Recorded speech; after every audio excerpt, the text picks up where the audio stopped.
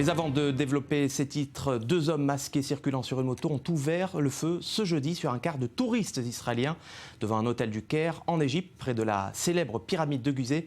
Selon la police, l'attaque n'aurait fait aucun blessé. Les auteurs de la fusillade ont été arrêtés. On retrouve au téléphone Yitzhak Levanon, ancien ambassadeur israélien au Caire. Yitzhak Levanon, l'attaque n'a pas été revendiquée, mais qui pourraient être les auteurs selon vous ?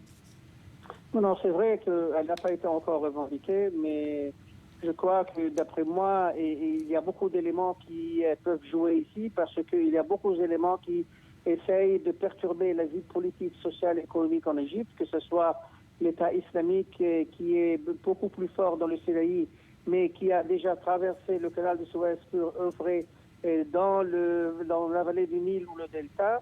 Il y a les frères musulmans ou ceux qui sont des gens qui supportent, disons, les frères musulmans, et il y a des djihadistes. Donc, ça ne manque pas en Égypte ceux qui veulent attaquer le gouvernement, la situation actuelle politique, socio-économique en Égypte, et c'est ce qu'on vient de voir. D'après les informations que moi je reçois du Caire, c'était un autobus d'Israéliens, arabes israéliens. Bon, en Égypte, on les appelle les Arabes de 48 ou les Palestiniens de 48. C'est une question de terminologie, pas plus que ça. Et que heureusement, il n'y a pas eu ni de blessés, ni des morts, rien du tout. Et les deux ont été appréhendés.